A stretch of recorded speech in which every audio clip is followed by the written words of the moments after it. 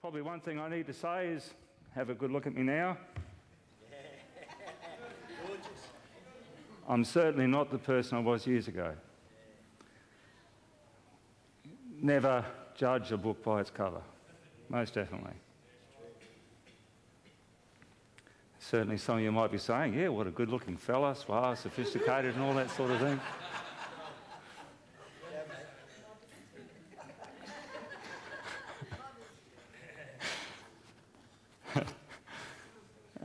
Okay, and some of you might be saying, you know, I'm basically a fairly quiet person. I do keep to myself. And I suppose there are reasons for that, and probably that when I go through this, you'll probably understand a little bit more about that and why I have become that way. At one stage, when I was a teenager, I was one that if you looked at me sideways, I'd have you up against the wall, I'd be right in your face, and I'd be having a go at you. I used to carry a flick knife, and the skull and crossbones was my emblem. I used to carry it around my neck on a chain.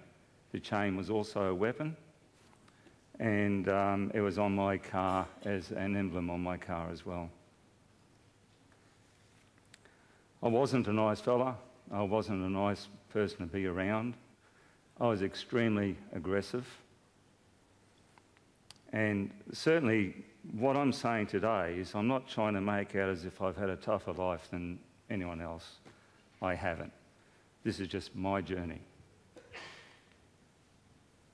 There's a lot more people that have been through a lot more than myself, and certainly there is here some people that are in that boat. I'm not trying to glorify sin in my life. I'm just exposing some of it for what it is or was. And I suppose that through part of this you can see that there is hope for anyone as well, no matter how it may look at the time. People from all walks of life can be touched by us by only just planting that seed in someone. I believe now that as a Christian, I'm a seed planter. That's what I do. I plant the seed. Occasionally I'll water it, but I'm more of a seed planter. And I've had many people plant that seed in me over the time, which has been really good for me. To give you a little bit more of an understanding of where I've come from, I suppose I have to go back to the Second World War, to when my mother was in Germany. She was bombed where she was working in one of the factories there through the American bombers that came through. She was buried alive. Through that,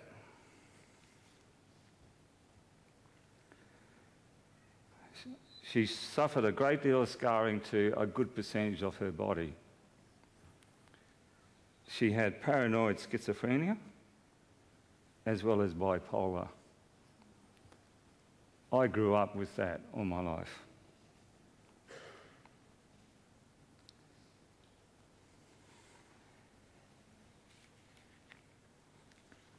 My parents came to Australia in the early 50s. My father was very frustrated with her and as such was very short-tempered with us kids. It wasn't a happy household, I must say. We used to be hit quite often about the head, and that's why myself and my sisters wear glasses. Our parents never used to wear glasses, my mother just in her old age. I used to be punished a lot by being locked in my room for hours on end, usually without having eaten lunch or dinner. I was also made to stand in a corner of a room for hours on end, sometimes on one leg. Other times I was made to do laborious tasks around the home, like my father bricked in under the house at one stage.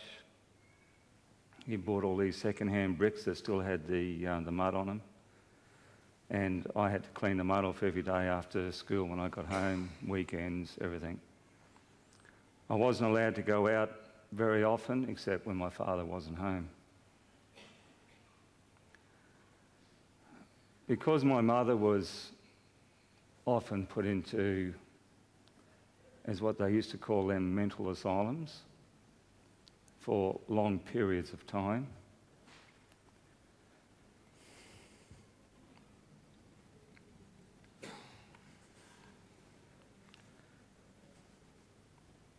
I first came to know the Lord when I went to St. Vincent's orphanage, because we had to be put somewhere.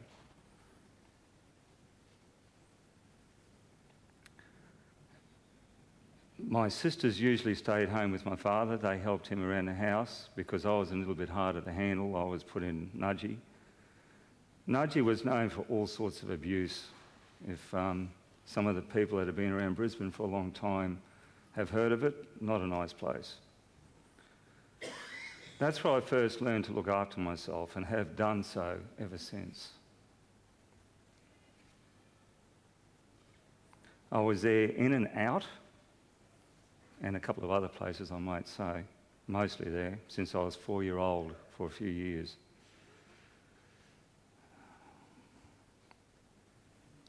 When I finally came out of there, I became an altar boy, serving Latin masses in a Catholic church. It was then that I felt God come into my life. At state school, I used to be bullied around a lot because of being a churchgoer. I used to be called a wog a lot because of my parents' background. It's different in those days compared to how it is now, because now it's more of a multicultural society. It's more accepted. I only took so much of being pushed around, and then I started fighting back. It was also then that I stopped going to church. God was not a part of my life for many years after that.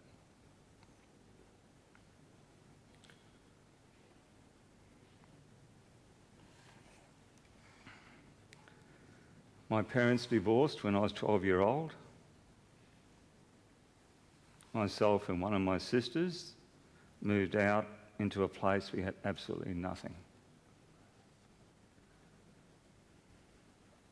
I then became the man in the house and had to do all the chores. We were living at Stoners Corner at the time, and I had to go to Mount Gravatt High School. A lot of the times we didn't have the fare money to get there. So I used to either jump the tram, steal money, or whatever I could to get there. A lot of the times I walked home mostly. And if you know where Stones Corner is and Mount Gravatt is, it's a long way. It's a long walk. It was then, at around that stage, that I started hanging around with a very large street gang.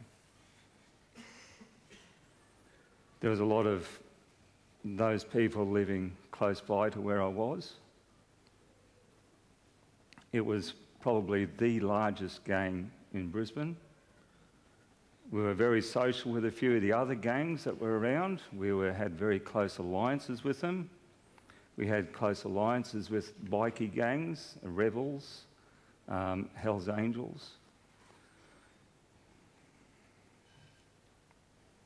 And we caused a lot of strife. We were getting into all sorts of trouble. I had been in lockups for various sorts of reasons, placed on probation, kicked out of school, and becoming heavily involved with drugs, which led me to become, if you can call it, a social dealer, mostly with friends and acquaintances, mostly to support my own habit, which I must say it wasn't a habit as such. It was a habit because I used to always have it, but it was something that, not like, I suppose, heroin, where you're shooting up and you've got to have it. That was one thing I didn't deal in, is heroin. I probably dealt everything else, and I probably took everything else.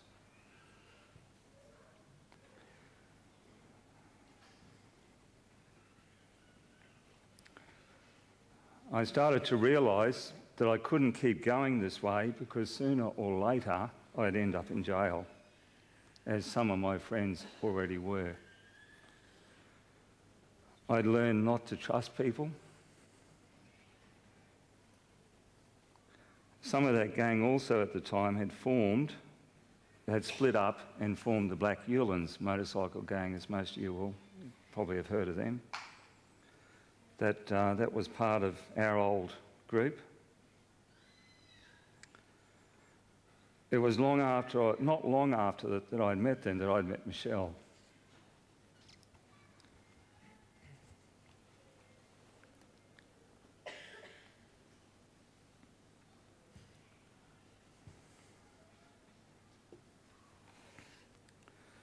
We've been married for 36 years now. I was still on 2 years probation when I met her, even having to take her to meet my probation officer at times. He was in the city. I had to go in on a very regular basis, which I didn't particularly like. One of those things you had to do. It wasn't Michelle that changed me, it was me realising I needed to get away for my own sake, my own safety.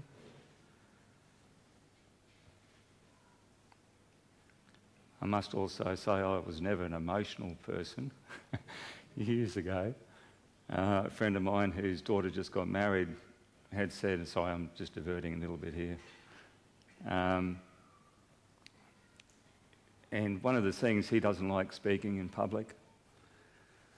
One of the things he said to me was he'd heard that probably the best thing to do is when you're speaking in public is to focus on one person that's not emotional. Forget all the things about looking at people without clothes on, it doesn't work. I always tended to look over the heads, and a lot of times I focus on the eyes. Today I'm probably all over the shop. But what he said at the time was that he was focusing on me because I never showed emotion. I was never a person to show emotion. It's only a couple of weeks back. So I have changed a lot over the years. I've mellowed a lot. Getting back to my story, after a while I started learning Taekwondo. I did that for some time. I was a boilermaker by trade. I had a bad fall. I busted up my back a bit. I was lucky at the time I was training for my black belt. And I was super fit. And what they said to me was, at that time, it was your fitness that saved you.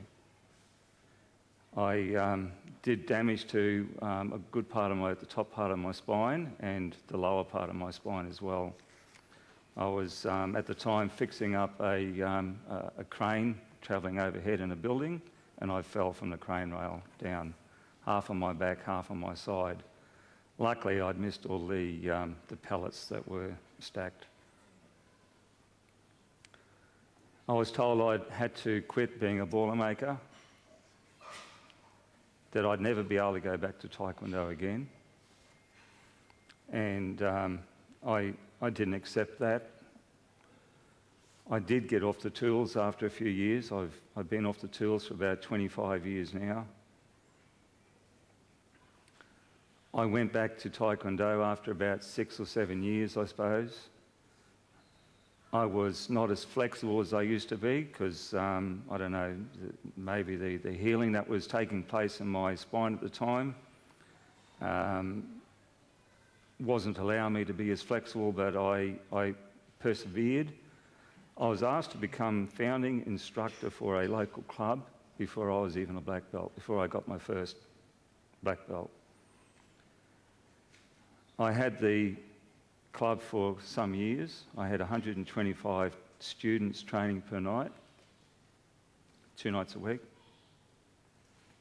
The club produced a number of Queensland and Australian champions. My son, daughter, Pastor Tony Rod, being among them.